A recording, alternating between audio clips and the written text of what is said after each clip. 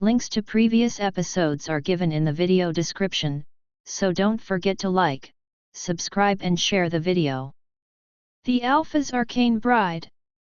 Episode 3. Chapter 16a. I'm not the cat here, he said with a smirk, reaching forward and opening my can for me with one hand before opening his own and sitting back. I focused on my food, not wanting to spend more time than necessary with him. I don't even know why I trusted him and ate whatever they offered, but deep down I knew he wouldn't poison me. I mean, if he was one of us, he could have perhaps fed me a love potion. So I at least would be suspicious. It made no sense. But still, why do I trust him? Because you know he doesn't wish you ill. I pushed that thought away. No, I couldn't expect anything, not from a werewolf. I ate silently, and despite the only sound in the room being the crackling of the fire in the hearth, it wasn't tense. Do you want to go to work when you're better? He asked suddenly. I looked at him, as I ate the divine food. Was there a religion where you worshipped food? Because I think I'd like to convert to that. Food was amazing. Kitten. Oh, I forgot he was talking to me. Whoops. And why should I tell you? Because I want to make sure you are safe wherever you go. My stomach fluttered at that. I narrowed my eyes. And what will you do? Follow me around? Aren't alphas meant to be these egotistical, who like control, are rough and super possessive? I asked. I couldn't forget the fact that I had seen him angry. Not to mention once it was over something very small, but right now he was putting on this front that sometimes looked so genuine it threw me off. There's actually a lot more to us than that. But when it comes to our mates, it's safe to say we would worship the ground they walk on. I smirked, a thought coming to me. I needed him to hate me, to get angry at me and to realize this deal was not worth it. Oh, really? I asked, picking up a lamb chop, not caring that I was getting my fingers dirty. He looked at me as I tapped the floor with my bare foot. Raising an eyebrow, a smirk crossed his lips. He knew I was pushing him, and I intended to until he broke this fake act of his. He put his can down and went down on his knees on the floor in front of me, and I frowned. What was he doing? I wasn't expecting him to. He cupped the back of my ankle and raised my foot to his lips. My heart hammered when his plump, soft kissed the bottom of my heart, sending a surge of pleasure through me. His touch setting off sizzling tingles throughout me. Oh God! My heart was pounding, but he didn't move back as he placed soft, feathery kisses along my foot. I was so stunned that I didn't even realize when I dropped the lamb chop onto my plate. His gorgeous grey eyes looked into mine. The moment he kissed my toe, I felt ticklish and it brought me straight back to reality with a sudden icy realization of what we were doing. I yanked my foot away, almost spilling my tray. I hadn't expected him to do that. I clenched my thighs together, trying to still my crazy nerves. I said we would worship the ground our mates walk on, but I'd rather worship you. He murmured, leaning over. He brushed my hair behind my ear as he moved closer, his warm breath fanning my face as he placed both his hands on the sofa on either side of me. You're beautiful, Dulsanra. I've never seen anyone more ravishing in my life. And the best part is, you were made for me. You're mine to claim, and I won't rest until I make you mine. I couldn't respond. daring not to make eye contact or say anything, wanting him to move away.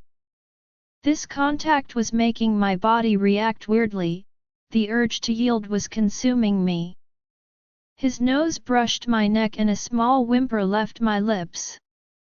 My head felt light and I suddenly felt as if I was drugged. Did he add something to the food? All I could think of was his seductive scent, the way his touch felt. Oh, and one more thing, his voice was husky and the heat between my legs was growing. My body wanted to lean into him, but instead, I gripped the tray, trying to stay in one spot.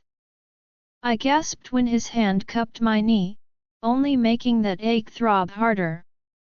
"You smell divine."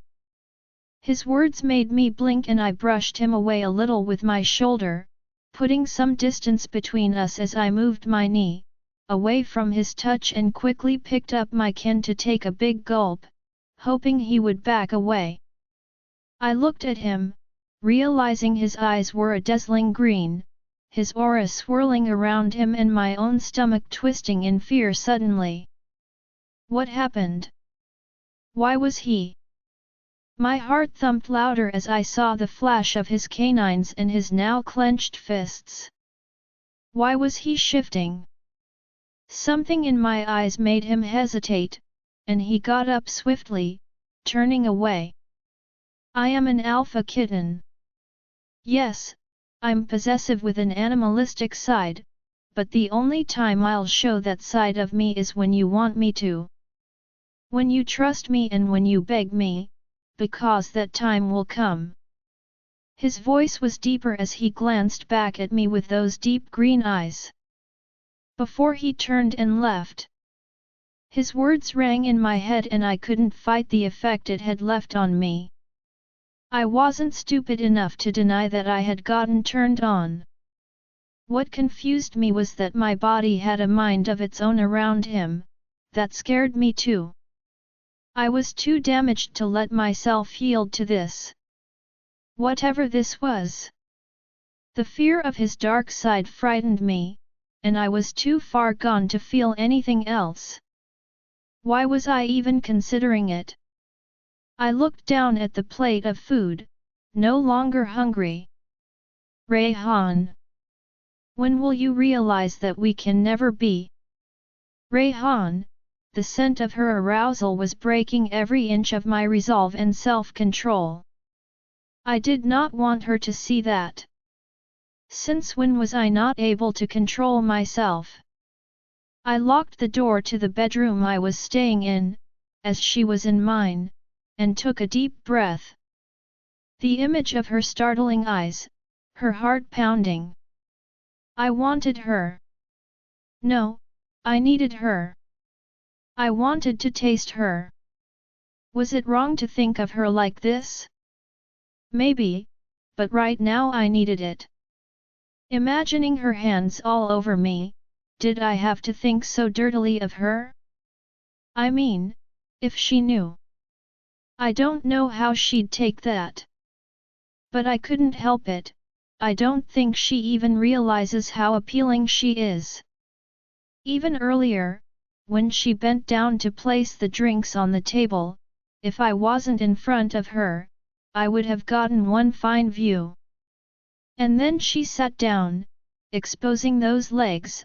I can't blame her for my own dirty mind, I'm the one who needed to stop drinking her up every moment I see her. I needed to clean up. I frowned, staring up at Dulsanra, who was wearing my shirt as it slipped off her shoulder, her hair falling in front of her eyes.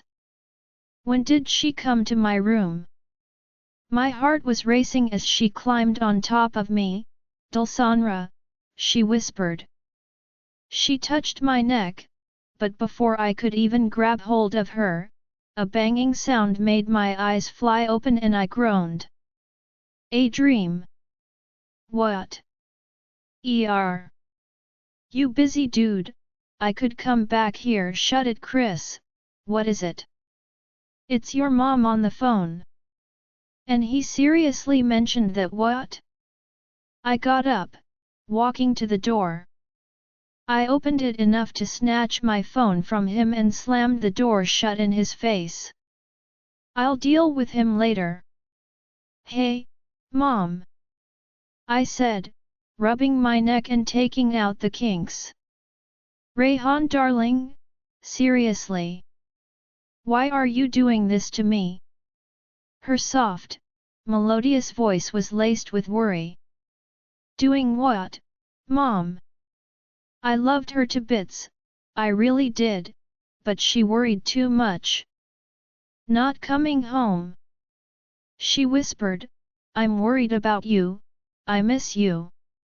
I miss you too, Mom. But I hated lying to her.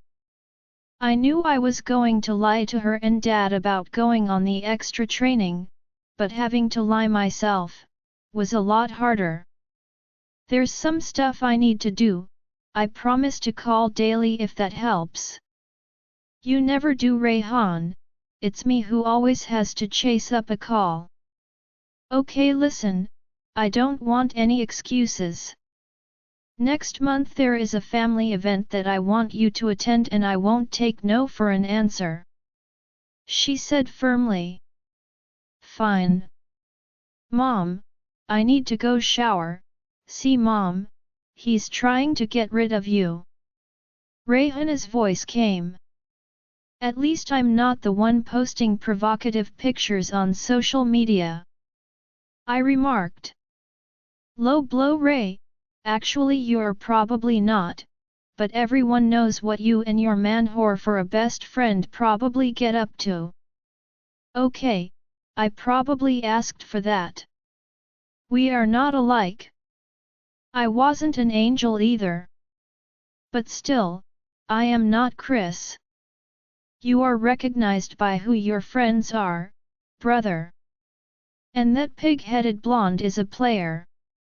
With probably 100 diseases, Rayhana. He is the Delta. Mom scolded in the background. So? Just stating facts. Anyway, you better get back here. It's our cousin's wedding, Ray, you can't miss it. There's going to be dancing, drinking, and women in gorgeous gowns. Or men if that's what you prefer. Rayhana, your brother is busy, let him go. Take care, Rayhan, you must be busy. Mummy's boy. She muttered, bye Ray, do call, we miss you. Miss you too, sis.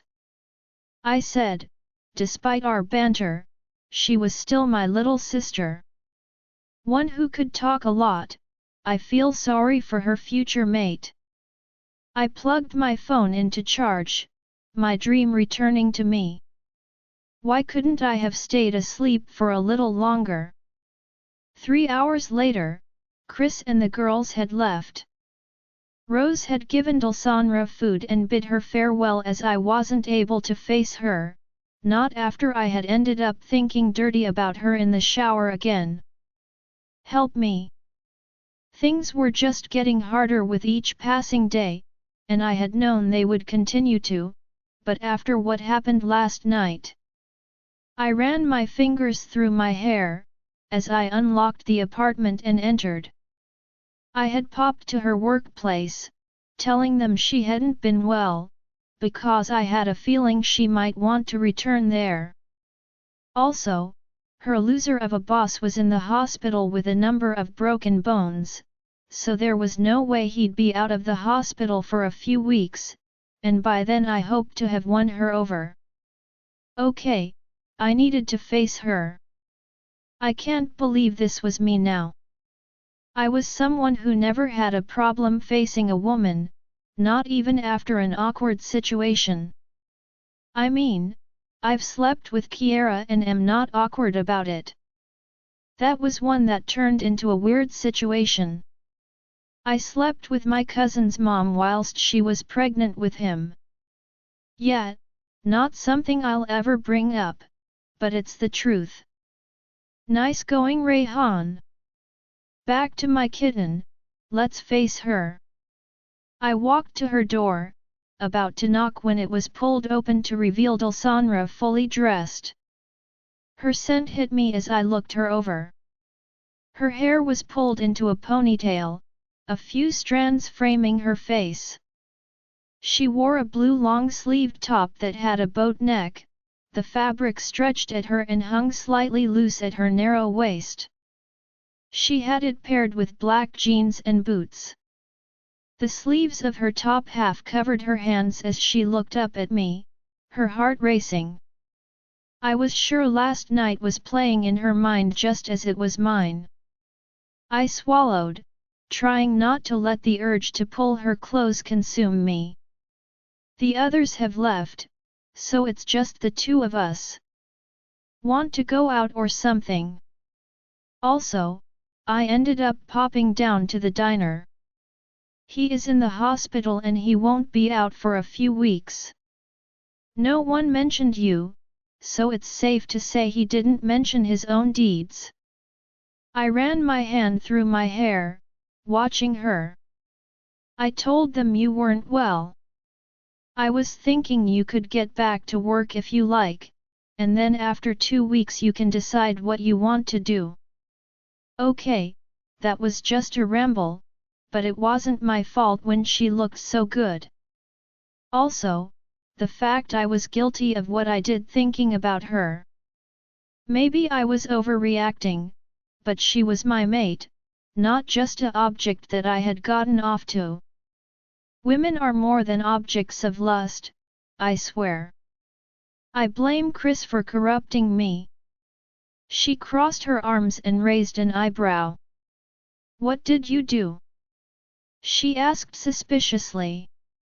I looked at her in surprise. What do you mean? I asked, my heart thudding. You're feeling guilty about something. For last night. I said, thinking about what I did in my bedroom. I wasn't lying. She just didn't know what I meant. I felt bad but, she seemed to accept it and gave me a once-over before wrinkling her nose. Do you always dress like you're going to a fashion show? It was my turn to look down at myself. Blue jeans, tan boots, white t-shirt, tan jacket, a belt. Yeah, basic. I'm wearing everyday clothes. Oh, well, you look awful. She stated, walking towards the kitchen. Are you seriously going to follow me like a lost puppy? Well, since you call me a dog. Why not? She sighed and, as stated, I followed her. My eyes fell on her. Can you stop staring? Did she have eyes at the back of her head? Do you blame me when you're so beautiful?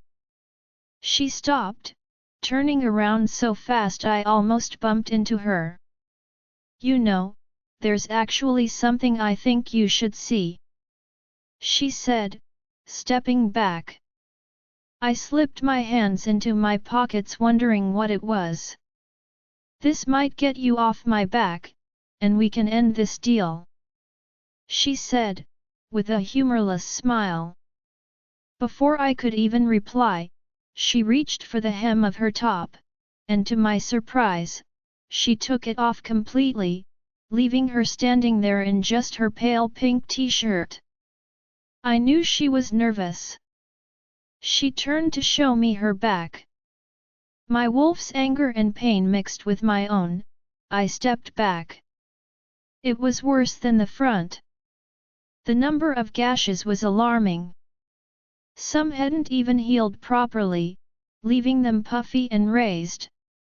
Her warm ivory skin was littered with scars of different colors, showing which were newer and which were older. My head was ringing as I ran my shaking hand through my hair. Runes that had been etched into her skin. Some of the scars looked like bullet wounds, some others which I knew had been made with a cigarette. Whips. She lifted her hair up, showing me the back of her neck. There was a long scar that went into her hairline and all the way down between her shoulder blades, stopping at her waist. Her arms had a few scars, but those were mainly around her wrists. I couldn't breathe. The pain and anger I felt were battering me, my eyes flashing. I'm not pretty, or appealing, so you should accept that and move on. I'm ugly, aren't I? She stated quietly. Her words sent a flash of irritation through me. She was about to put her top back on when I grabbed her by her elbow, spinning her around. My other hand cupped the side of her face and neck. She gasped, grabbing my shirt and keeping some distance between us as I pulled her close, my other hand snaking around her tiny waist. Without her shirt, I could feel all the dents and ridges of her scars. Our eyes met, our hearts thudding, her scent filling my nose. You are not ugly. Scars do not make you ugly, you're still the most beautiful woman I've ever seen. One who is a survivor. You have been through hell, yet you're still strong. That in itself is so impressive, I wish you could see the you that I see. I whispered. I supported his back, taking shaky breaths from him. She was beautiful inside and out, nothing would change that. It just hurts to see that she didn't believe it. Her eyes, filled with that confused vulnerability that I had seen before, and I knew she didn't believe me. Her eyes shadowed as she suddenly pulled free. I let her go, although it was so hard to do, but I also needed to compose myself. Excuse me, she whispered, turning and running back to her room. I didn't follow her. Those who had committed those crimes. I was not going to just sit back any longer. There was one person who would have the information I needed. I took my phone out of my pocket, dialing his number.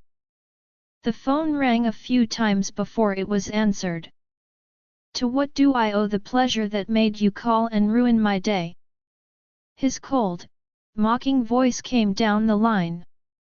Hello to you too, Uncle Al. Alejandro, life's good. That's the truth. With my girl and our princesses that would be here in about 7 weeks. I took a drag of my cigarette as I sat in my office chair, my ankles crossed on top of the desk, watching Dante play outside the open patio doors that led to the garden. The cold not bothering him at all. We had made some changes to the house, and now my office was on the ground floor, where I could keep an eye on him if need be. Right now, he was collecting leaves. Kids are weird. What was he going to do with leaves anyway? Daddy, he said suddenly, now frowning at me. I swear the kid was in a bad mood. What do you want? I want juice, he demanded. And do I look like your nanny? No, you daddy. Yeah, he perfected that word too. You little seriously, baby? You taught him that? Kiera's voice came from the open doorway to my office. I turned, tilting my head as I looked her over. She stood there holding a tray of drinks, her hair in a braid hanging over one shoulder, her face glowing and her gorgeous eyes sparkling. No matter how many times I saw her, she still consumed me. She wore white fitted pants, with a red oversized top that was hanging off one shoulder. Did I want to take her right here? Did I say there was something about her when she was pregnant? Well, it was. I'm not complaining, amor mio. She came over and Dante came and grabbed his cup. Thank you, Mama. You're welcome, My little prince," she said, crouching down and kissing his forehead. I frowned. Shouldn't I have gotten a kiss first? Not jealous, are you, my beast? Well, I am your king, I said coldly. She smirked, glancing at Dante, who had run off to the garden. She came over to me, I dropped my legs to the ground as she straddled me, cupping my face. I loved how confident she was. I still holding my cigarette. My phone rang, so she pulled away, ignore it. I murmured. She shook her head, giving me a quick peck before she climbed off of me, one hand on her stomach. She perched on the edge of the desk and held my phone out. It's Rayhan.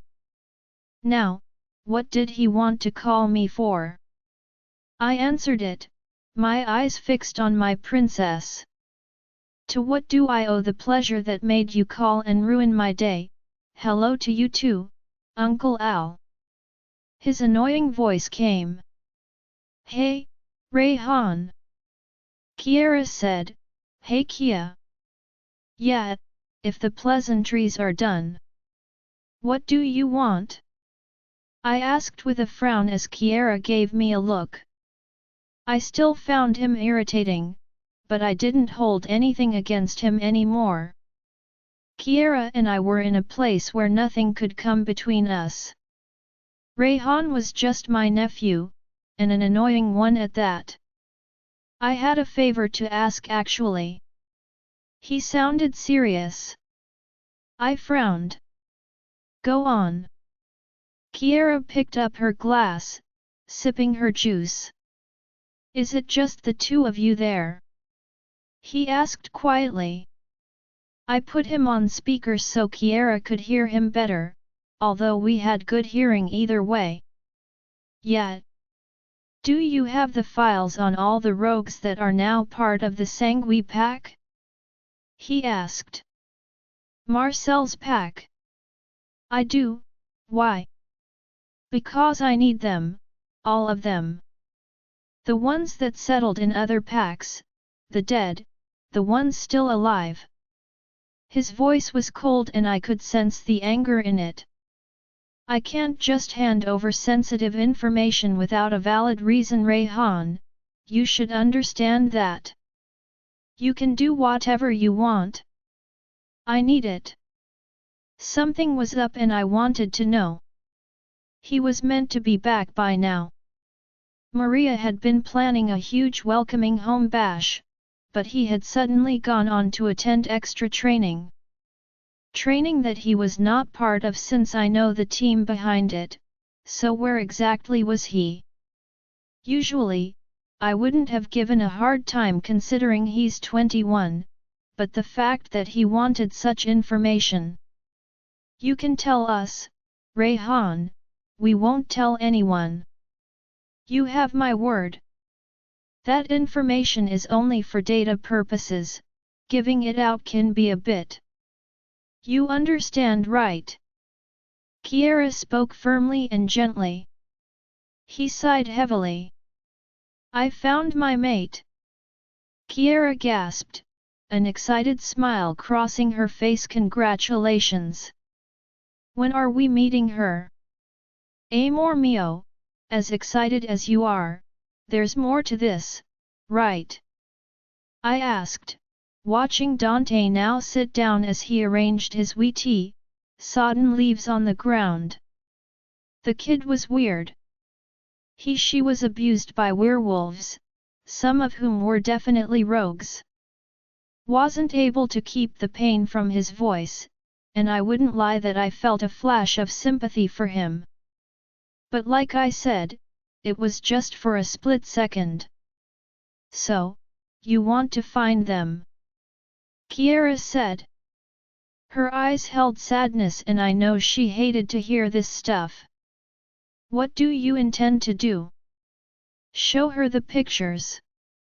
I asked. What pack is she from, or is she a rogue? No pack, and knows she isn't a rogue, I don't know exactly what I'll do or how I'll approach the situation. Can I get those files? They won't reach anyone else's hands. I give you my word.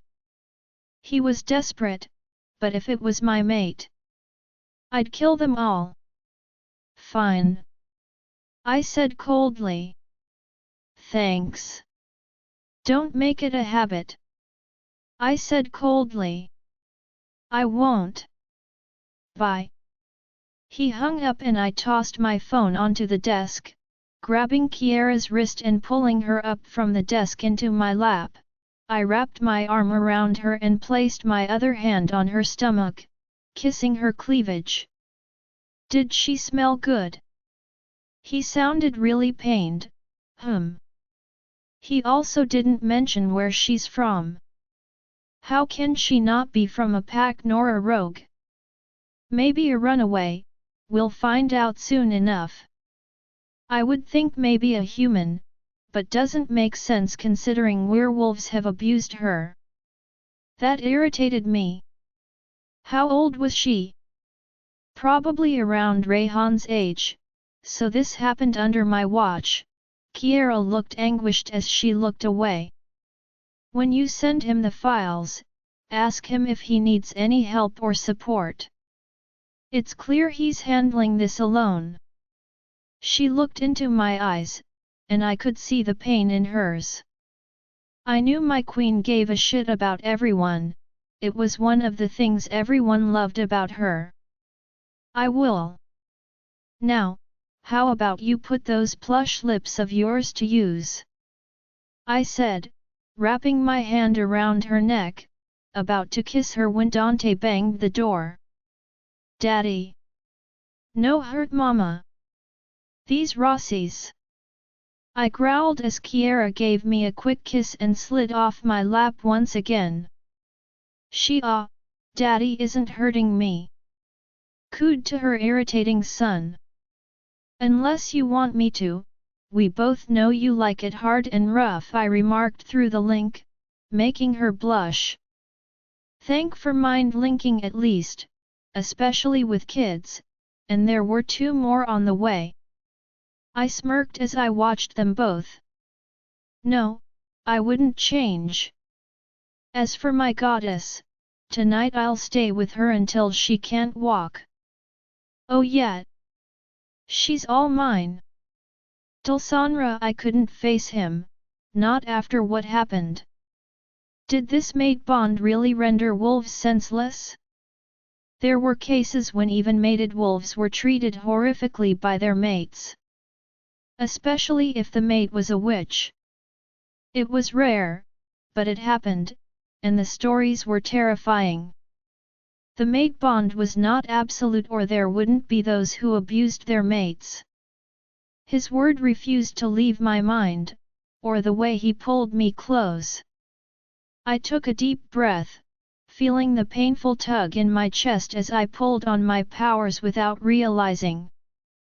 Breathe, Del. His touch still lingered on my body, but I didn't hate it. It wasn't the first time I had seen desire in a man's eyes for me, but unlike those times, it didn't disgust me. But it should disgust me. I closed my eyes, letting myself fall deep into my past.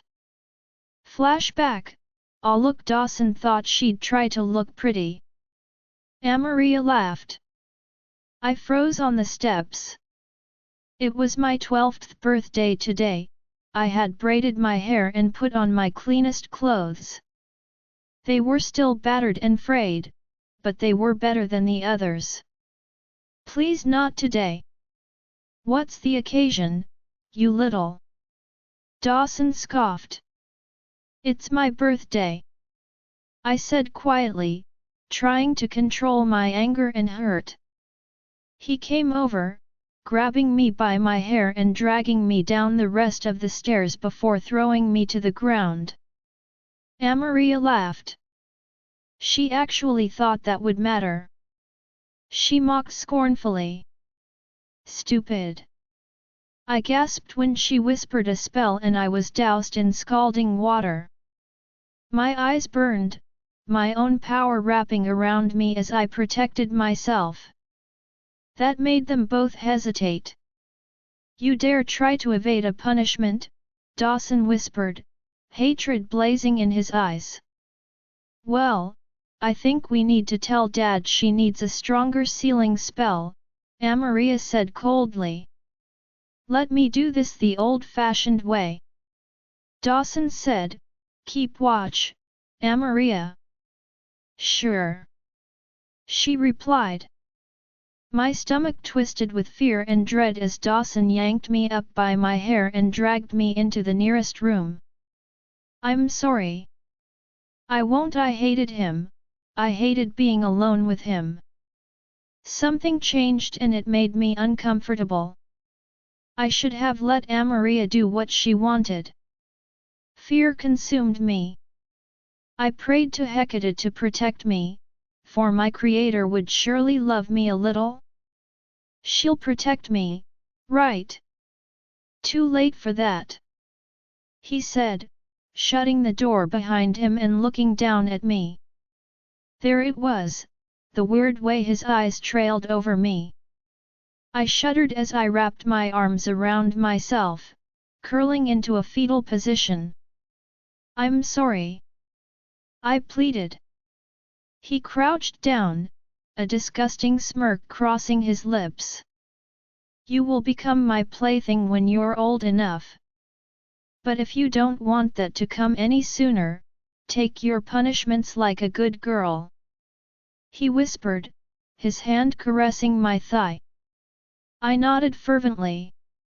I promise I'll take my punishments. Good, no sounds, no complaints, because you know I'm stronger than you. He twisted his hand into my hair and yanked my head back. I'll make one condition clear to Amaria. We won't touch this pretty face of yours, because when you do become my toy, I at least need something pleasant to look at. His disgusting fingers ran down my cheek, but I stayed still. If I didn't argue, he wouldn't do anything else. I needed to get out of here fast, but how do I do that? He stood up and kicked me roughly in the stomach, knocking me to the ground.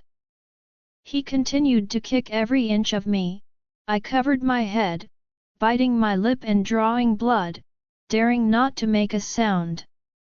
I don't know when he stopped because I had fallen unconscious.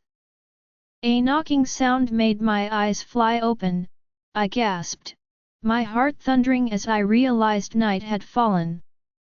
What happened? Did I fall asleep? I wasn't sure, but I was no longer on the floor either. I was on the bed, and my shoes had been removed. The door opened and Rayhan stood there, looking as handsome as ever. I hated how I noticed that. He leant his arm on the door frame as he looked at me. Hey, you okay? You were asleep on the floor a few hours ago. He asked, concerned, and coming over. His hand forward and my stomach touched my nodded as I stared up at him. His gaze fell on my lips before he quickly moved back, looking away. You don't have a temperature, he said, running his fingers through his curls. He looks so cute like that. About work. I'll start tomorrow. I stated I didn't want to be stuck in this place with him for 2 entire weeks. Great, he said, giving me that dazzling smirk of his. Okay, that's suspicious. Why isn't he disappointed? You're not sad that I won't be stuck here, with you? No, I don't intend to keep you captive, kitten. I'm a wolf, I don't like being stuck in one place either. He replied, slipping his hands into his pockets, making my attention fall to the front of his pants. I didn't miss the bulge in them and looked away quickly, ignoring the ache I felt down below. I took a deep breath, exhaling. So that's sorted. I'll go to work tomorrow. I got off the bed and looked up at him. Now are you really just going to stand there like a lost puppy or give me some privacy? I'm going to the bathroom. Well, since you like to call me a dog, I'll just act like a lost puppy. I am adorable after all, right? He winked at me. I rolled my eyes, walking off. Much to my dismay, he dropped onto the bed, making me frown. Don't lay down on my bed. Actually, this was my bed, until you took dibs on it, so I can lay here. Fine, I'll take another room then, I stated. I didn't mean that. I slammed the door to the bathroom behind me. He was so annoying, although to be fair, his scent that lingered on that bed was comforting to sleep with at night. I washed my face and brushed my teeth quickly. Taking my hair tie out, I let my hair down. I ran my fingers through it quickly, before ruffling it up to add some volume. I froze. What was I doing? Since when have I cared about how my hair looked? Since the animal outside started flaunting his glossy curls in your face. Yet, he was a guy. It should be illegal for men to have better hair than women. I stepped out of the bathroom and for a moment I stopped in my tracks. He lay there on the bed, one knee raised. Surprisingly, I wasn't even annoyed that he had his boots on the bedding. His phone was in his other hand whilst the setting sun cast a warm glow on him. My heart pounded like a raging storm. He was without a doubt the most attractive man I had ever seen. I forced my gaze away when he sat up and got off the bed. I've ordered takeout. I thought we could watch a movie together. What's your preferred genre, princess? Romance, action, or fantasy? A movie and takeaway, alone, this felt too. Horror. I love horror. The more gruesome, the better, I stated, walking right past him and out into the hall. If he was trying to set the mood for something, then I would destroy that mood. I smirked confidently. Now this will be fun. Big mistake. Choosing a horror movie, when we were sitting in the dark on a shared couch, was not good. The urge to grab onto his arm had almost overtaken me a few times. Not to mention, this movie was more repulsive and disgusting than what Axel had told me. The fire was blazing, and above it, the huge 62-inch television screen made sure not to let us miss any horrifying detail.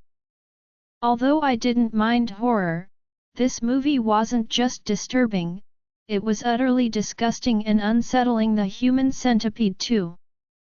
Yes, I chose it as I wanted to ruin anything he was trying to achieve. But on the upside, he had ordered burgers, pizza, fries, a mixed kebab. Oh, I was in food heaven once again. One thing I was sure of was that he'd probably fatten me up in these 2 weeks, but I wasn't going to argue. When you have been deprived of a proper meal for so long, you will appreciate anything you get. This was beyond my expectations. I mean, if he fed me like this daily, maybe I would stay. Sadly, I know he didn't just want to keep me to feed me. He wanted more. Okay, I didn't want to think of that now. I looked at that huge, stacked burger and licked my lips. Would it be okay to take it? He was too busy eating the pizza. His jacket was off now and his bulging arm muscles flexed with every move he made. His legs were resting on the tables, crossed at the ankles, as he sat slouched back against the seat. If Rayhan was a dish, he'd be my favorite, a quesadilla. Nice and toasty on the outside, packed with delicious goodness, not to mention, he smelled just as good as a quesadilla did. Or wait, maybe a yum-yum, delicious and appealing. A smirk crossed that face of his, although his eyes didn't move from the TV, and I suddenly realized he probably noticed I was staring. My cheeks burned, and I frowned. I wanted to ask if it's okay to eat that burger. Sure, you can have anything you like, kitten, he said with a wink. Well, I don't want you, even though I compared you to the tastiest things I have ever eaten. An image of tasting a certain something of his crossed my mind. I quickly grabbed the burger and took a huge bite, trying to push the explicit image from my head. Go away.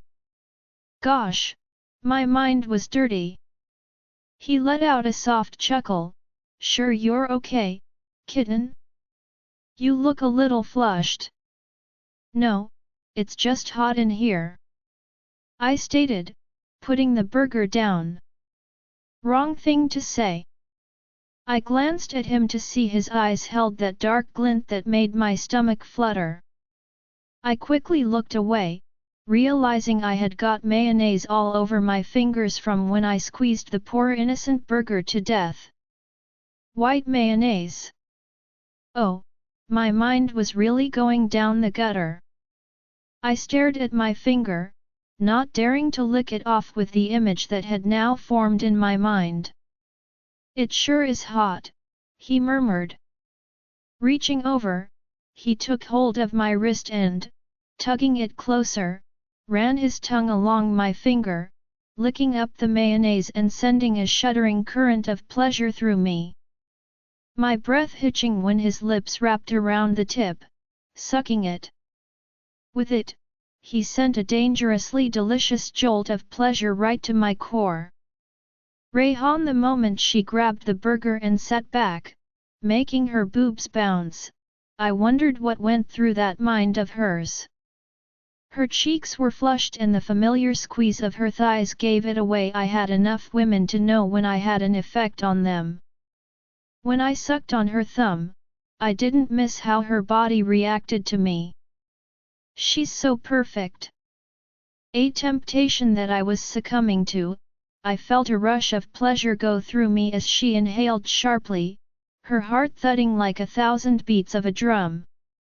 A sudden sound from the TV brought us out of our eye lock and she gasped, yanking her hand away, glaring at me or trying to.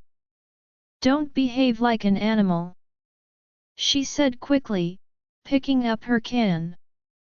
I smirked watching her. She had pushed her sleeves up a little and I could see the runes on her wrists. The urge to take her hand in mine and kiss those marks was strong. I wanted to know if they hurt. I looked away and at the horrible movie she had chosen. I know she did it on purpose. This movie was sickening and super disturbing, but if she wants to watch it we shall. So are mates like dog treats to you guys? She asked. I looked at her confused for a second. Are all your examples going to be linked to dogs? I asked, amused. Well yeah, or food, she mumbled, but I heard. What I mean is, like is a mate like a treat. So like a dog, you pounce on it just because it's a treat meant for you? You don't even know the person, yet you want them to be a part of your life? I never would have put it like that. Well, I don't think I'd compare a mate to a treat, I said, taking a pizza slice. A treat is more like a random woman or something that looks good and you want a piece of. Once you're done, you forget about it and move on. I glanced at her. She was frowning, but she said nothing, so I continued. A mate is more like your world. Something that you need to survive, that without them you feel like you can't breathe. You wish their every pain was yours, that you could take away all their fears, worries, and sorrows. Someone you would die for, even kill for, but at the same time, someone you can't live without. Or at least that's how it is for me. I said quietly, looking into those startling blue eyes of hers. I didn't want to say more, I didn't want to tell her that every moment spent with her was breaking me. That I was falling for her. She was made for me, but that was not the only reason. It was her, as a person, that I was falling for in this short time. I hadn't missed how she had attended to the old man in the diner. The way she had asked for another coffee or sliced his pie. The way she made me feel when she eyed food, the way I could tell when she was deep in thought, and dare I admit, her quirky personality was so cute. She was known as the Witch of Darkness, I didn't know why, but they said she was born from darkness itself. Regardless of all that crap, I could tell she was pure. That's not always true, is it? She said, quietly picking up the burger and taking a big bite. It's meant to be, but it's true that there are monsters from amongst us, just as there are in any species, even humans. We can't all be flagged as the same. I know I can't force your opinion to change, but tell me, are all witches bad? No, she replied, frowning, but most are. I was told when I was younger that the darkness within me influences those around me. That's a load of crap. They just needed excuses for their own shit. My uncle, the Lichen King, has a dark aura. When he's in the room, it's strong and it's suffocating. You know, it's pure darkness, but it does not mean he's a bad person. He was willing to sacrifice himself to save our kind. If you saw him, you wouldn't think that. Even Marcel, the rogue alpha, didn't think he'd ever help them. That was what Endora fed him. And I know that not all those rogues deserved happiness. But they have been given a chance at a new life. I felt her tense, her eyes fixed on the burger. They will be punished for the wrongs they committed. Not all of them deserve to be pardoned. But Kiera, the queen, she can tell when a person lies. Those who pay, and those who actually hurt you, will regret their actions could get a lighter sentence. Nothing changes the fact you were abused by our kind, and I will make sure they pay for their crimes. I said frowning. I didn't want to mention it but since it came up. She looked at me, but I couldn't read her emotions. Do you think that will make things better? Not at all. I said bitterly. I wished it would, but it couldn't. Nothing can take away the pain and trauma you were subjected to. She didn't reply, lost in thought, and I made the mistake of looking at the TV. Okay, this movie was going to make me throw up. It was the wrong moment to look at it. Okay, I'm done.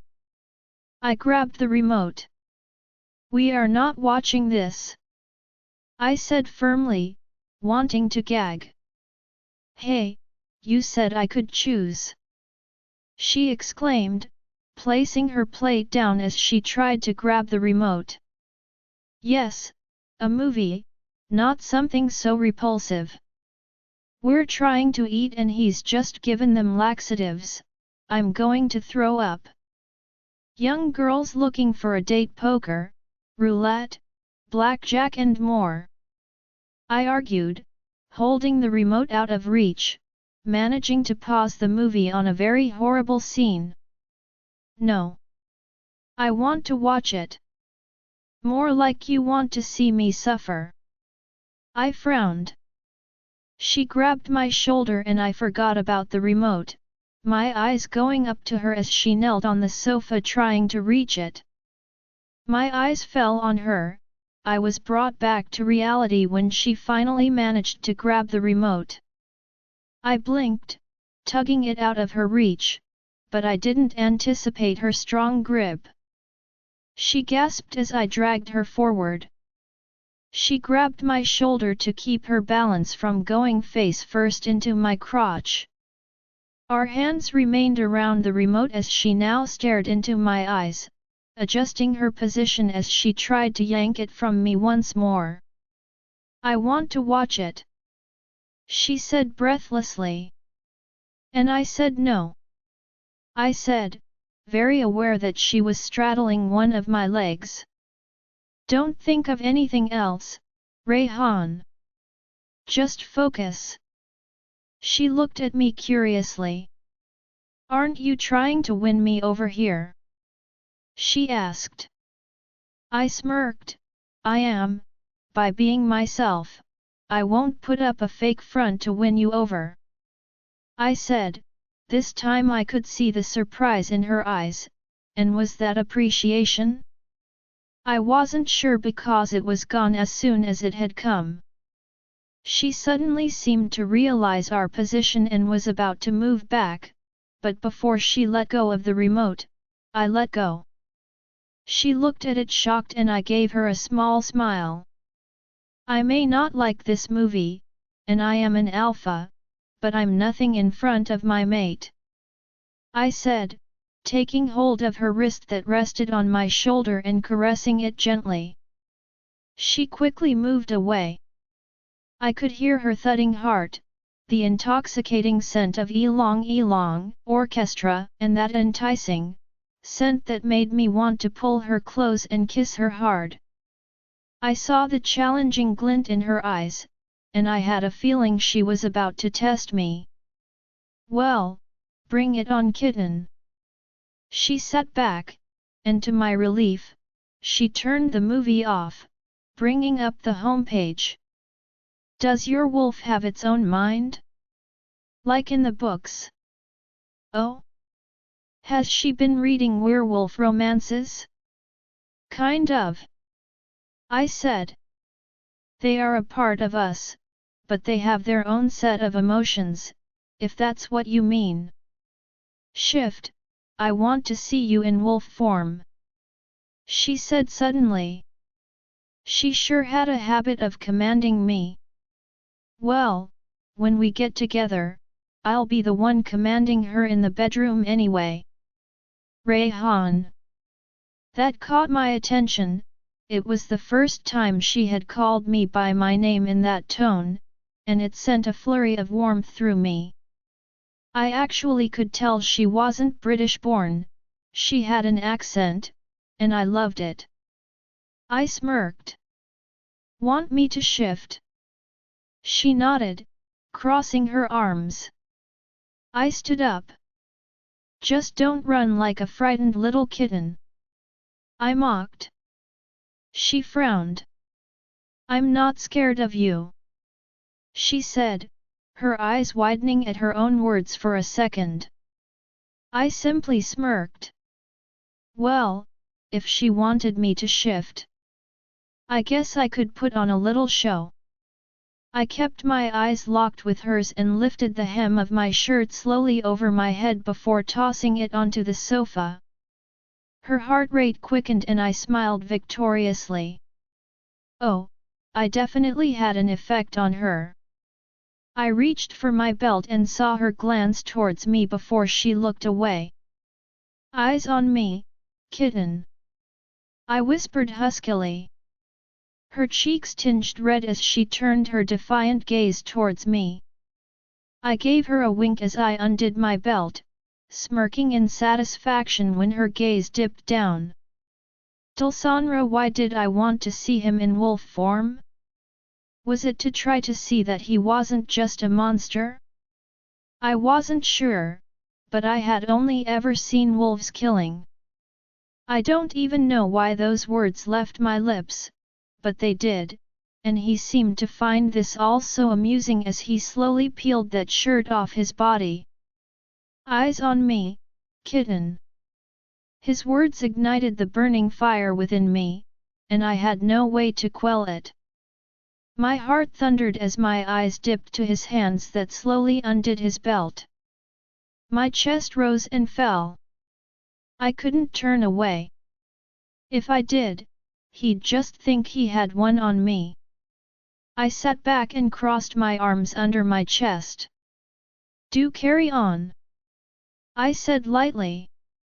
I crossed my legs wishing that ache that was building went away, but no, it only grew as he unbuckled his belt before kicking his boots off and hooking his fingers into his pants to pull them down. That was when I quickly looked away.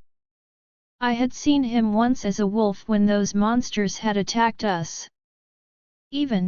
Although I don't remember looking down at him, I had been too out of it to even get embarrassed by it or notice. He chuckled as he kicked his pants to the side. Annoying jerk. In the silent room, I heard the cracking of bones, but it was only for a second before I saw the large shadow from the side of my eyes. I turned and looked at the huge black glossy wolf that towered over me. Oh wow, it looked even bigger up close. His green eyes were staring intensely at me. Okay, I wanted to see it, but, now what? I stood up slowly. We were nearly the same height, but there was no fear within me. I reached out, running my fingers through its fur, my heart racing when he moved under my touch, only to brush his nose against my chest. I smiled despite myself. Was that a way to get close to me whilst you look like a big doggy? I asked. I smiled softly, remembering a time when I once found an injured puppy.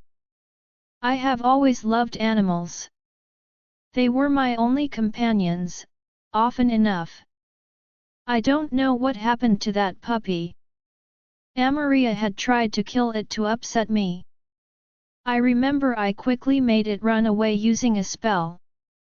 That time, she beat me a lot, but I had only prayed that the puppy had gotten away. Then there were the rats in the cavern. I was given food to survive, after all, and Dora had needed me. I used to share what I had with the rats. All life is precious, right? He nuzzled his snout into my neck, and I wrapped my arms around him tightly.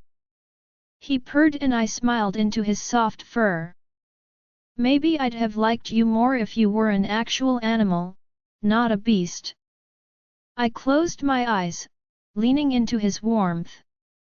When suddenly realizing what I was doing, I quickly let go and stepped back.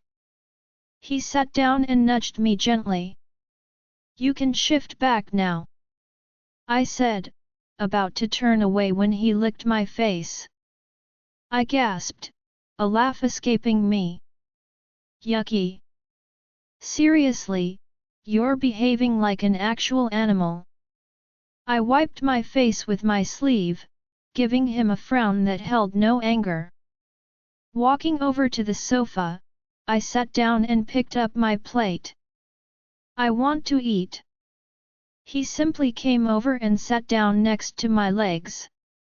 I looked at him thinking he looked like a huge dog, well kind of.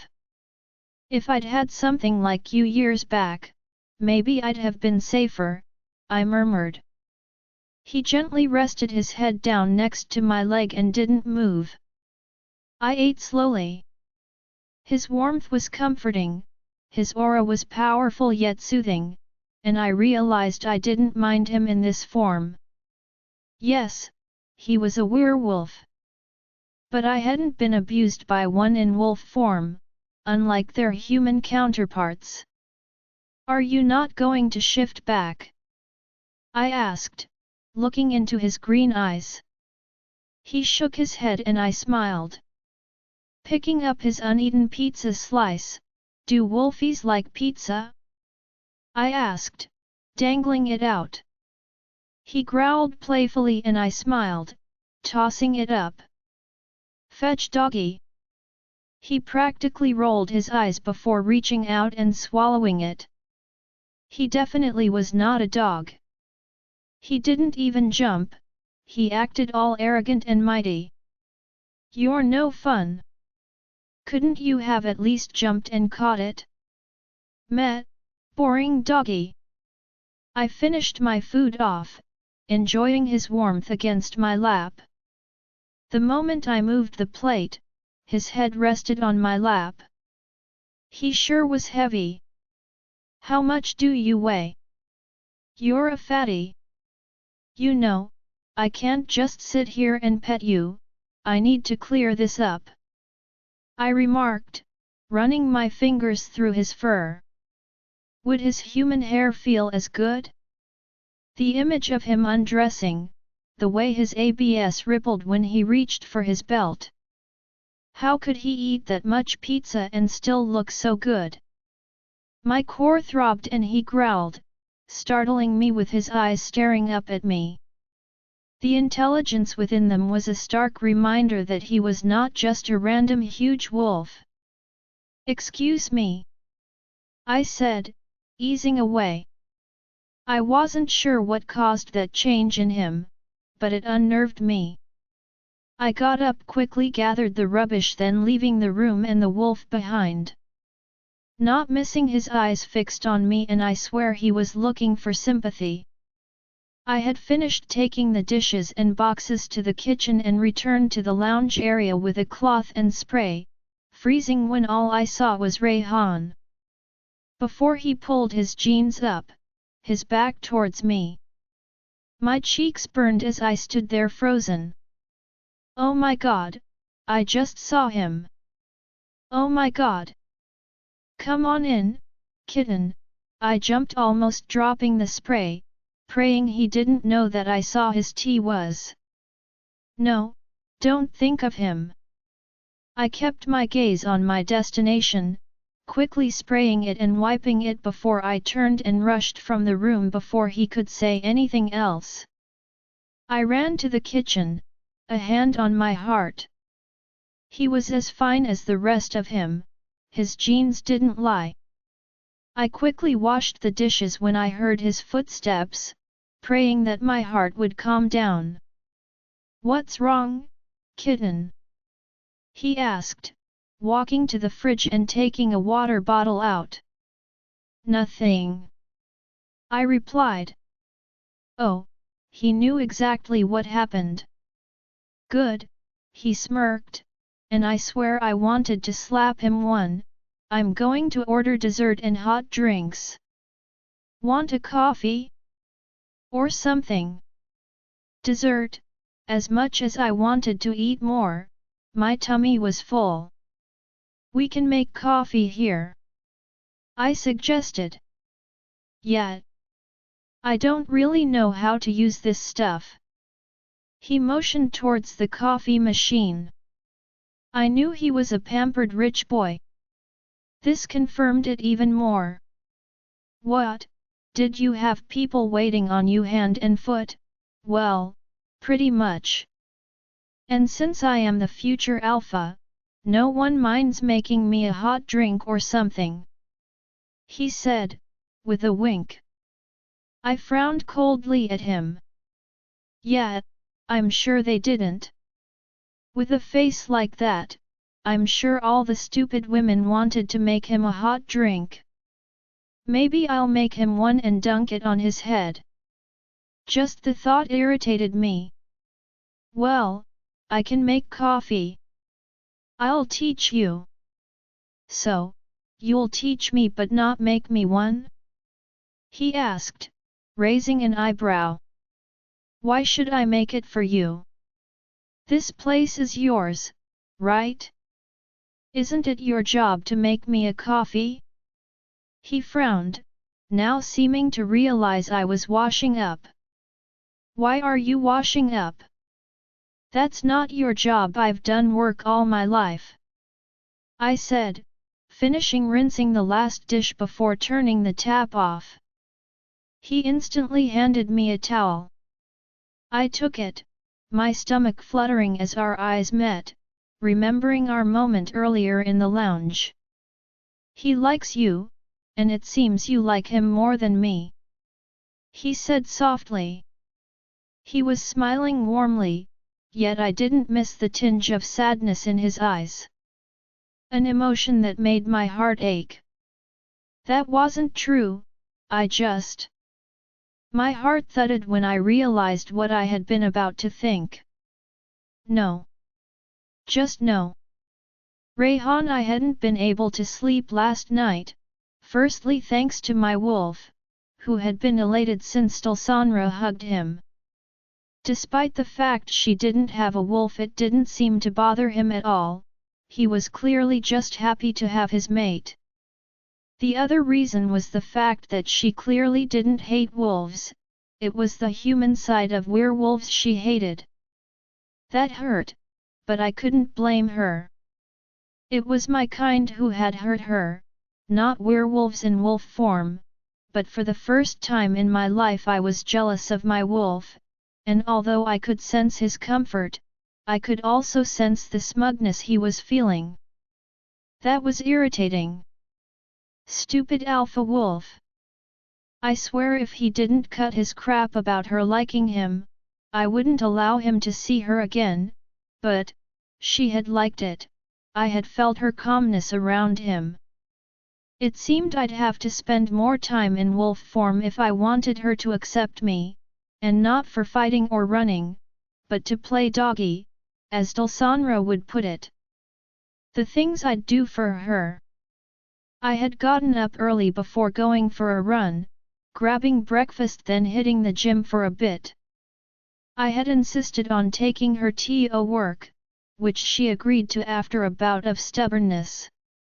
I had showered then gotten dressed in black pants and a white button-down shirt, which I left a few buttons open at the top of and had paired with black smart shoes plus a belt. My hair was tied back, and I was wearing a leather jacket. I couldn't believe I was going to do this, but if it means I get to spend time with her, then I'll do this happily.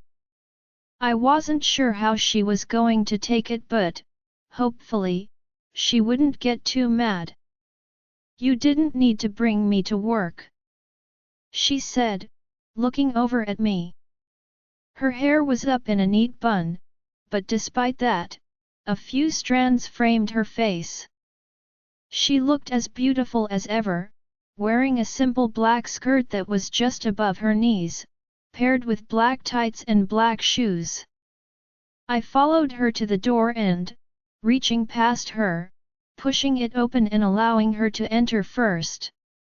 I was coming here anyway, I replied. Ah, Anna, glad to see you're feeling better. The manager, Colleen, said with approval before she looked me over.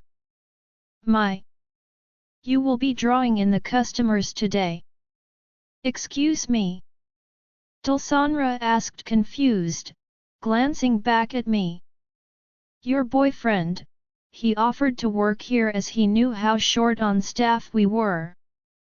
Colleen said. Boyfriend? Yes, you kept him hidden, and quite a handsome one at that. I saw Dulsanra's face pale before she now took in what I was wearing as if it was the first time she was seeing it. No way. Excuse us. We need to talk, she said to Colleen, before taking my arm and tugging me to the side where the bathroom was. I let her pull me along. Despite my kitten not having much strength. What are you doing? I applied here, apparently some guy's on leave, and I said I don't mind waiting tables with you. I said, taking my jacket off. No, this was supposed to be ugh. Why are you so annoying and why are you dressed like you're going to a business meeting, and what do you mean? This is casual, I said, tugging at my open-buttoned shirt. No, it isn't, you look hot. Appealing, kitten. Tell me, I murmured, leaning towards her. Too much. Too much? Okay, that was not how I'd describe myself. I'm dressed casual smart, kitten. Well, you stand out, she frowned in displeasure. I smirked with satisfaction. Us Rossies have that gene, I said, arrogantly. She rolled her eyes. Fine, good luck, she said, adjusting her own shirt. That was a quick change, I guess she accepted it. She shook her head, walking off, and I wouldn't deny that my eyes were fixed on her. I liked her in skirts. Could we get another Coke? With some ice? It's kinda hot in here. Sure, I said, walking off. He's so hot. Shall we ask for his number? Yeah, look at that. Now I know what she meant about good luck. The place was packed with women, and everyone seemed to know it was because of me. Where the staff had looked excited about the rush, they were now beginning to look disgruntled. I also hated the fact that my kitten was rushing around taking order after order. We hadn't gotten a break since morning, and I had to admit this was not my type of job. I wasn't used to serving others. Heck, I was an alpha and the only people I would usually serve were my mate and mother. Although I usually wouldn't mind the attention from all the gorgeous women, there was only one woman whose attention I wanted. Dulsanra's. One who wasn't even looking at me. Table 10, sweet cheeks, Gwen said with a big smile, although she had been a bit hostile to start with. Something about the other day I came in here. When I said Dulsanra and I had an argument, and that was the reason for her annoyance, she took a liking to me instantly the moment Dulsanra had begrudgingly nodded. Table 10 was the most annoying. Consisting of a bunch of young women who were flirting openly, and although I kept a smile on my face, I was getting tired. Help me, kitten, I said as she walked past me. No, she said, glancing at the table. Her mood had also gotten worse as the extra work, or if I was lucky enough to have made her jealous. It wasn't the aim, but if it worked, then hey, why not? Please baby.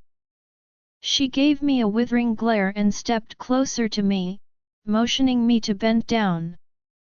Call me that one more time and I swear I will chop your sausage off, barbecue it, and force-feed it to you, she said, making me internally flinch. Her eyes were full of a burning rage that made all my amusement vanish. She was annoyed and I had no idea what I had done. Hey, are you? I'm working, don't talk to me. Turning, she stormed off. What the? Oh, come on handsome, do you really not know why she's angry? Donovan said, passing me the tray. No, I said, quietly watching Dulsanra give a couple of small smiles as she took their order. She's jealous, he chuckled. Despite the fact that his words made my stomach somersault, I knew it couldn't be the truth. I'd love it if she was, but the staff here thought we were a couple, when we weren't. If Donovan knew that, he wouldn't say she was jealous. I didn't say more as I got back to work. Mind if we get your number? A pretty blonde asked. She was probably one of the prettier women here, but still, nothing compared to my kitten. I'm taken, I said, with a small smirk. Heart and soul, oh, come on, I'm not asking you to commit, she whispered, leaning in. No thanks, I said firmly, my smile vanishing. I disliked pushy women. I began clearing the table. The other two women were simply watching me as the three exchanged looks. What about just coming out for some drinks when you're done? The redhead suggested, placing her hand on my arm. Before I could even reply, I felt a powerful surge of energy swirl around us. My heart thundered at the sheer force, and it was then that I saw the cracks appearing in the window behind the table. Move! I shouted, grabbing the two women who were closest to me. I pulled them from their seats, before grabbing the third, turning and shielding her just as the glass shattered. Shards flew everywhere as screams erupted in the diner. Dulsanra, he shouldn't have come here. Since morning, the women who have been coming in have been eyeing him up like he was a piece of meat. To begin with, Elle thought it was amusing because usually only women are perved at in this manner. But after about the fifth woman, I'd had enough. It became irritating, and the way he'd talk to them, take their orders, and flash them those smiles of his. I didn't miss some of the comments in passing as they asked him for his number, gave him theirs, or simply talked about him. Some women kept ordering things just so they wouldn't have to leave, and it was just building up inside of me. Now he was over there. I didn't miss how that gorgeous blonde leaned closer to Hai, whispering something suggestively, or the way Rayhan looked down at her, obviously paying attention to what she was saying. That was his type, the type of woman he deserved, not someone riddled with physical and mental scars. But why did I even care? It's not like I wanted him. My anger only grew when I saw the redhead place her claws on his arm. The searing pain ripped through my chest and my eyes burned as I glared at her hand. Move! Rayhan shouted, dragging the two women out of their seats, pushing them away and pulling the blonde into his arms as he turned his back towards the glass that shattered behind him. He looked in my direction, his grey eyes filled with concern and surprise. I simply glared at him coldly, not missing how his arms shielded the stupid blonde. I turned and walked out, not bothered about the chaos that ensued. It was only one window. No one was hurt. That's what I told myself to hide the guilt and fear that was rushing through me. I had never lost control like that with my powers sealed. I could have hurt someone. I tried to ignore that thought. This is why I needed to stay away from everyone. I entered the women's bathroom, splashing my face with cold water. I stared into the mirror, my heart thumping. He saw, he knew it had been me. The image of his arms around the woman made that same blistering rage fill me once again, and I gasped when the mirror cracked. I backed away from it, looking at my distorted reflection. This emotion I was feeling, what was it? I jumped as the bathroom door was pushed open. I spun around in fear to see none other than Rayhan. I didn't miss the way he looked me over with concern on his face before his gaze flitted to the mirror behind me.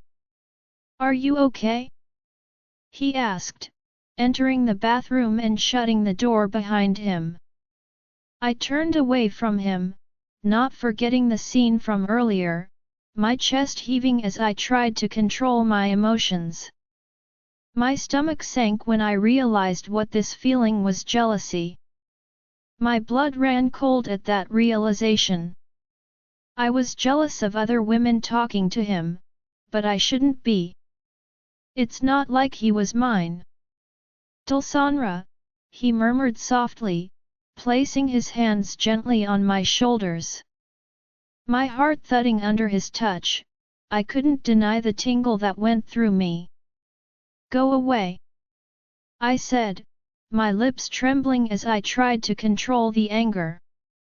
"I'm dangerous, I wouldn't come near me if I were you." I shrugged him off, moving closer to the sink again, not able to handle his closeness. "You are not dangerous. Look at me," he said. I ignored him until he turned me firmly and cupped my face with the same hands that had been wrapped around someone else moments earlier, sending another sliver of irritation through me. "I'm yours. Only yours." His voice was soft but sincere. His words made me freeze. How? How did he know that he was the cause of what happened? I pushed his hands off of me roughly. "Don't get so ahead of yourself, you were not the reason," I lied, turning my back on him, gripping the sink basin. He didn't reply, stepping up behind me. I gasped when his hands went to my waist. "There's nothing wrong with feeling kitten," he whispered angry. My heart was betraying me. I could feel the heat of his body behind me. My entire body was covered in goosebumps. He leant down, burying his head in my neck, making my breath hitch. "I liked it," he whispered, my eyes widening in surprise. His hands ran across my stomach and waist, and I gasped when he pulled me into him. My heart was going crazy, and the feeling of his body was making me dizzy. "At least it means deep down there's a part of you that wants me, and I will wait for it." He wasn't showing his usual self. He wasn't looking down on me or mocking me. I could sense the genuine emotions in his voice, and when his lips touched my neck, sending a delicious spark through me, my eyes fluttered shut. He placed a feathery kiss there, making me sigh softly. The feel. I had never felt such a pleasant feeling, and I leaned against him. His hand gripped my waist, his finger brushing the underside of my boob, so close yet so far. I wanted more. My entire body was reacting to him as if he was a conductor and my body was the orchestra giving birth to a symphony of pleasure.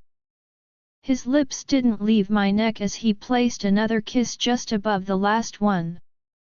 My hand grabbed his, and my legs felt weak, but before I could lose myself completely, the cold reminder that he was a werewolf returned to me and I realized what I was doing. I pulled out of his arms suddenly and backed away from him, my chest heaving. Don't try to get close to me. I was meant to be alone. I have been alone all my life and I will always be alone." I turned and rushed to the door, unlocking it and exiting the bathroom. The rest of the day had gone by without a hitch, another long shift done. Luckily, no one had gotten hurt. The window had been boarded up and I had cleaned the glass up. The girls had left slightly alarmed, but they had been well enough to thank Rayhan and to pass him their number, which I saw Rayhan toss in the bin. The place was now empty, and we were just cleaning up. Colleen was talking to Donovan and Rayhan. I had avoided him as much as possible. My feelings had confused me, and I realized that if I couldn't control myself, I might actually hurt someone. He ignited something strange inside me and the anger I had felt, it alarmed me. And then here I was, trying to unseal my powers. But wouldn't that also make me a threat? Maybe once I managed to, I needed to get my hands on some grimoires and go somewhere isolated and live my life away from humans. Well, head out for the day. We've done great here tonight. Colleen shouted, getting everyone's attention. Anna, you're getting a bonus for bringing your boyfriend to help. I didn't bother correcting them. What good would it do? I said. I could feel his eyes on me, but I refused to look at him. Make sure you're in the correct colors for tomorrow. It's the boss's daughter's sweet 16 tomorrow, remember? Oh yeah, great. I was meant to get a red dress, because that was the theme. With everything going on I had forgotten. Well, go have fun for the rest of the night. You two can come in at 5 p.m. tomorrow. Colleen finished. Sure, see you tomorrow, I replied. I grabbed my jacket from the back, and although I wished he somehow wouldn't be there when I stepped out, I was wrong. He was leaning against the wall near the entrance, on his phone. He looked up instantly and gave me that small smirk of his, slipping his phone back into his pocket. He held the door open for me, and I didn't miss Gwen saying something about being a true gentleman. If only she knew his truth, but I couldn't deny he was different. A sudden memory of my past returned with a vengeance as he held the door open, waiting for me to step out, and I shuddered. Ignoring the fact he was about to speak, I quickly hurried away, not waiting for him. He had parked around the corner, and the moment he unlocked the doors, I got in quickly. I felt him watching me after he had closed the door and turned the ignition on, but he said nothing as he put on soft music and drove out. Want some coffee? He asked after a moment. I didn't reply. Last night I had left him hanging after the promise of coffee too. Dulsanra. I hated when he called my name.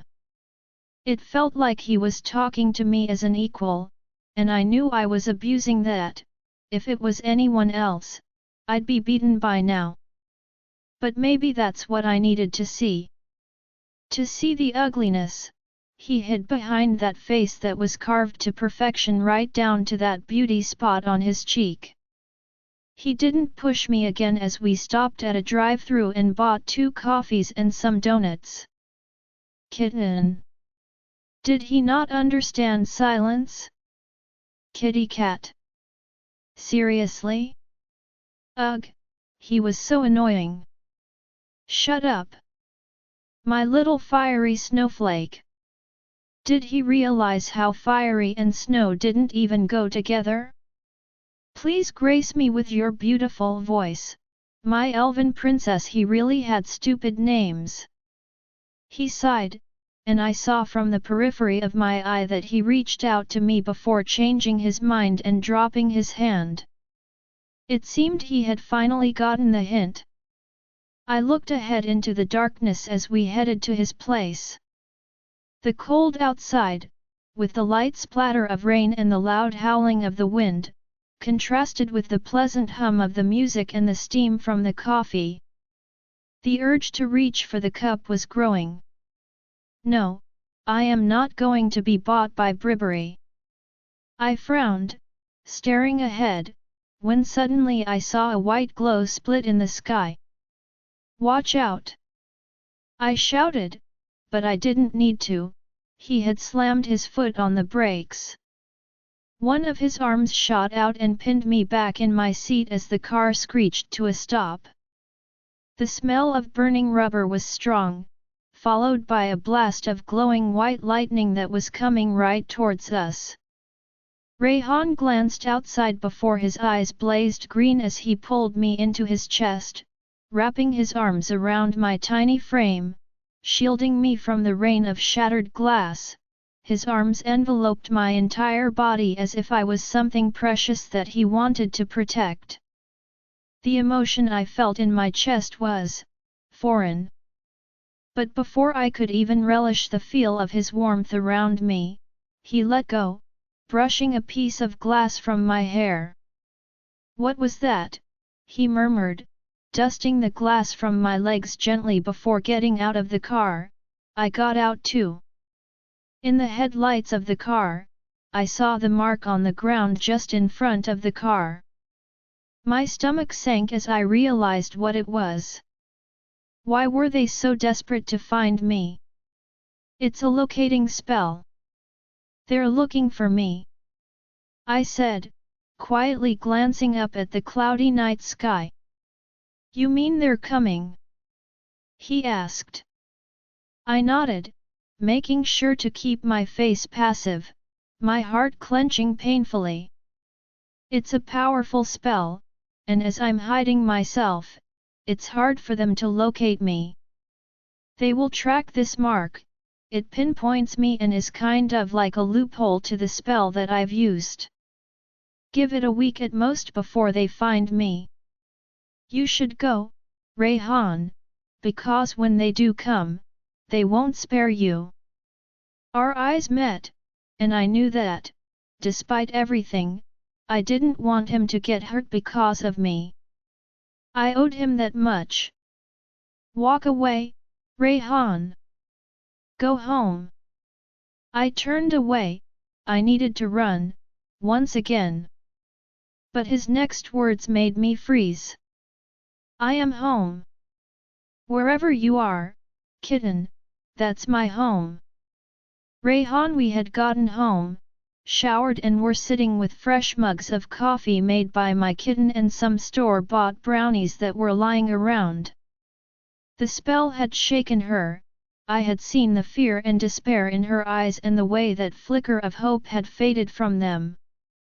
We were now sitting on the rug in front of the fireplace. Our mugs in hand, the smell was welcoming, mixed with hers that I had become so used to. "So, you really want to know?" she asked. "Yeah, I'm sure I've been clear enough," I said, tilting my head as I looked at her. The black top she wore was clingy and I was trying my best. Paired with leggings, the full black outfit made her look even smaller than usual. She nodded and took a deep breath. "I was an illegitimate child born of an affair or something. I have never known my birth mother. She left me on my father's doorstep when I was a baby. All I know is that, from the start, I was called the daughter of darkness. Maybe my mother was a dark witch, I don't know, but I disgusted everyone. My own so-called family treated me poorly. I can't really blame my stepmother knowing her husband had had an affair. I was that horrible reminder. The coven sealed most of my powers, considering me a danger. One of the high witches of the coven in Salem made sure I learned to read and write. She was probably one of the rare ones who treated me well, but when we moved to England, there was no one to watch how my family treated me. They stopped my studies and pushed me into cooking and cleaning. My elder half-sister and step-brother made it a daily pastime to bully me. I listened to her speak about her past in an emotionless voice, as if she was immune to these memories. Her gaze was fixed on her mug as she took a deep, shuddering breath and continued. "When I was 13, I was sold to a warden. A warden is a male born of a witch mother. So her family sold her. He was trying to revive his dead wife. Being a dark witch, necromancy is a strong point, but if you aren't trained things can go terribly wrong. I practiced many dark spells, he even brought sacrifices to use. After all, every life cost another." The pain and guilt in her eyes made my own heart clench. She had been a child forced to commit crimes against her own will. Yet they called her darkness. I ended up killing him and reviving some sort of monster.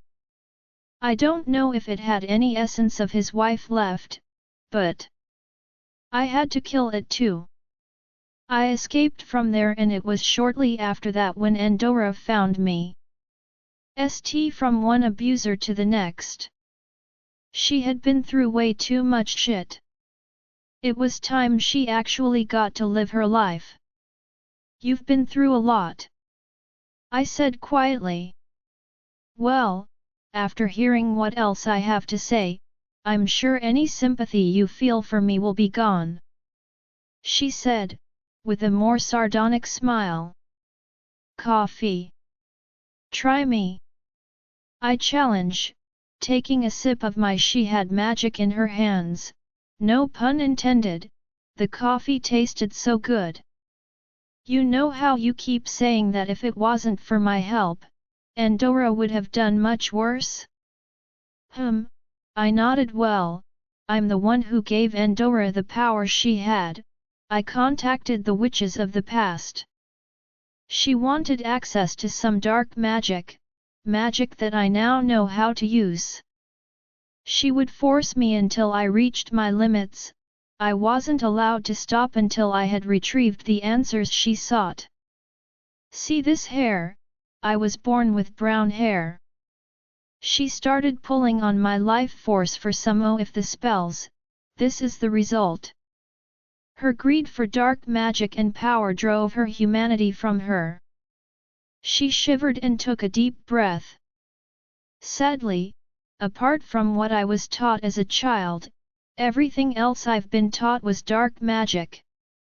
I guess I really am the daughter of darkness, and now it seems the Coven wants me, probably to punish me, to get the spells from me or to use me.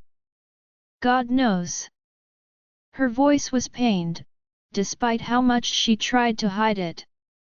Her face held bitterness. Her mug rested on her knee as she drew shapes distractedly elfer with her other hand. Rug in the, she tortured you and forced you to perform those spells for her. I don't see how you can even be blamed for that. Let alone hold that against yourself, I said, reaching over. I ran my fingers through her damp white hair. You should never have gone through any of that, I promise you. From now on you're not alone. You don't need to accept me as your mate. But as a friend, I am not letting anything happen to you. We will get through this one way or another. Our eyes met and I saw the storm of emotions in hers. My hand was still threaded in her hair until she reached up and slowly moved it away. I don't want to give you false hopes, she whispered, looking down. I knew what she meant. The chance that she'll never be able to accept me. I didn't believe that though. She may not realize it, but she was already letting me in. She didn't get repulsed at my touch. She was opening up to me. I didn't care how long it would take, I'd wait. Even if it was so god hard. You don't need to worry about me. I winked at her, running my fingers through her hair. I'd like to think we're friends at least, and friends help each other. I have nothing to repay you with, and a witch always repays her debt. Well, this isn't a favor, I'm just a friend standing by your side. And if you really want to repay me, you can keep making me these amazing coffees. I raised my mug before downing it in one go. Our eyes met, and she gave me a faint smile. But even that one small gesture was enough to make my heart race. It lit up her face and she looked breathtaking. I reached over, pulling her closer by the back of her head and kissing her forehead softly. Things will get better. I promise. We will figure something out. I swear, it will. No one is going to continue to hurt my Luna and get away with it. It was the following day, and I was waiting outside Dulsanra's room. We were meant to be getting to work. This morning I had stopped at the shops to get myself a red button-down for tonight, and I had picked out a dress for her. But she seemed to be taking forever. I don't think this fits. Her voice came. I raised my eyebrow. Impossible, let me see. I said. No, yup. I just opened the door and stepped inside only to stop dead in my tracks. If she had looked gorgeous before, I don't know what to call her right now. She looked stunning. She had applied a little of the makeup I had brought for her. I could see the touch of shimmer on her jeds with the mascara and eyeliner. Thanks to Rose for helping me out with what to get. She had her hair up in her usual bun and the dress looked just perfect, as if it was made for her. It had a boat neckline and long fitted sleeves. The dress was fitted to her tiny waist, then flared out. The top layer of the skirt was slightly shorter than the underneath net layer. She wore the black tights I had gotten for her and the black heels. She stood with her toes turned in, tugging at the skirt of her dress looking completely unsure. It looks a bit too, I murmured. I swallowed hard, trying not to stare at her body. Our eyes met, our hearts were racing in sync and it took all my willpower not to pull her close and kiss her. I looked away, trying to distract myself from the desire-filled thoughts that were threatening to consume me, and spotted the open makeup on the bed. One more thing, and then you're done. I have never worn something like this. I glanced at her. It wasn't overly fancy, yet I could see why she would say that. She had spent her life with barely anything. She stroked the fabric of the sleeve. This must have been expensive. She asked suddenly. Not at all, I said, grabbing the liquid lipstick. I didn't use that because it seems messy, she said, stepping back. No, my sister wears it all the time. It dries up, once it's on the lips, even if we made out it wouldn't budge. I replied with a smirk. Her cheeks flushed as I opened the tube. I hope watching Rayhana countless times taught me something. Yes, I am an alpha who is about to put red lipstick on my mate. I smiled slightly as she looked at it nervously. Let me try. You lost that chance, kitten. Now don't move, I said, taking hold of her chin. I swear Rayhana put something else on first. A pencil or something? No idea, anyway let's do this. It was way harder than it looked. I have no idea how Rayhana did this in a moving car, it was a talent in itself. But the best part was the closeness. I got to admire the shape of her lips, her cupid bow, how soft her lips were. After a few painstaking minutes, I had to admit I did an impressive job, having outlined her lips perfectly with the lip color before filling them all in. Her heart was racing and only then did I realize how close we were standing. My hand still holding her chin, I slowly looked into her eyes, my own stomach twisting. As I tried to control my emotions, I swallowed hard when I saw her gaze flicker to my lips before she looked away. Now you look like a little doll, I whispered. Her heart hammered as she looked into my eyes. As I said, the most beautiful woman I have ever set eyes on. One who I want to kiss the very breath out of. She raised an eyebrow as she tugged free, her cheeks tainted with a hue of pink. She turned and looked in the mirror. Thank you, she said hesitantly. I gave her a warm smile. Now if you're done, shall we get to work? I can't even use the car, we need to hurry, I said. She nodded, grabbing her jacket. Colleen hates anyone being late. Let's go, got it. I sure was going to enjoy watching her tonight.